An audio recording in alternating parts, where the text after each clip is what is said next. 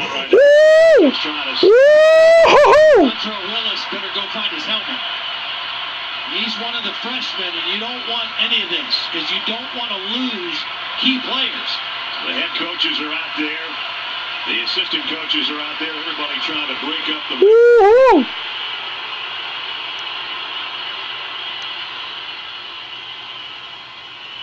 And there are flags all over the place.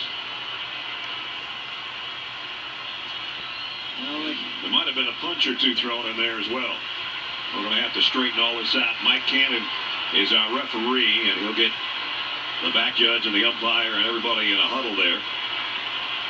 Try to straighten it out, figure out who did what. You want guys to play with passion, but you got to play with fire in your heart, but coolness in your head. And even in a rivalry game, when there's so much energy and emotion, you've got to keep your composure. There you see what went on after the play, after the kick return. There did look like a punch thrown by Roby. Or Wilson. Yes, now he's still winging it. Yeah, there was more than one punch. Jim Kemmerling is our replay official. To our immediate right, the guys came in to say hello before the game, and I said to them, hopefully we won't have to worry too much about what went on the field, and we're going to have to. Both these head coaches, when we talked to them, talked about this rivalry, that there is hatred, there is animosity, but there's also respect, and the game is normally played with great respect. This is not a respectful situation right here. Here's a call. After the play was over, we have unsportsmanlike conduct. Number 52 of Michigan. Michigan's that way. Michigan that way. That's an ejection. Ohio State, unsportsmanlike conduct. Number 1. That's an ejection. Unsportsmanlike conduct. Ohio State, number 79 with an ejection.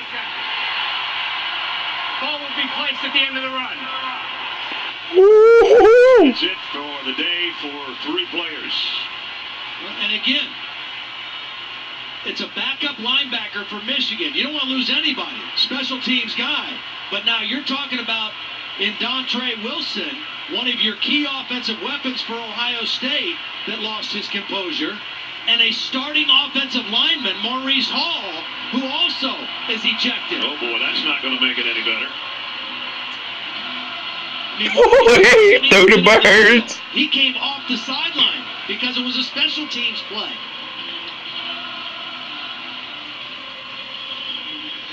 There's Maurice Hall. He was on the sideline. He wasn't even out there for the play. Now it's going to be interesting to see how the officials control the next 3 quarters, because I'm gonna keep filming, something may happen. For a while.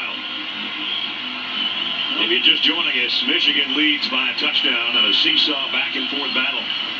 And now Ohio State has lost 2 players to ejection. Michigan has lost a backup linebacker in Royce Jenkins-Stone. So that puts Pat Elflein, number 65, is now in the game, playing offensive guard in place of Marcus Hall. We talked about this offensive line for Ohio State. It's been the backbone of this team. 4 seniors, 1 sophomore, and Taylor Decker. Now they've had to reshuffle for the first time this season.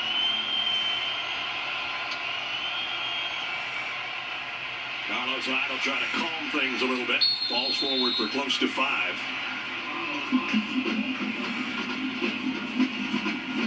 And it brings up second down and 5. Well, this is where you need Braxton Miller now and Carlos Hyde. Your leaders, your left tackle, Jack Muir, your center, Corey Lindsley, to calm everybody down and get a drive going here with your offense. In the pistol. Straight up the middle is Hyde. And Hyde bounces into the secondary and out to the 38-yard line. 16 more yards by the big fella. It's a little wham play. Watch, they bring the tight end across the formation. He kicks out. And again, you can't allow Carlos Hyde to get a full head of steam past your first line of defense.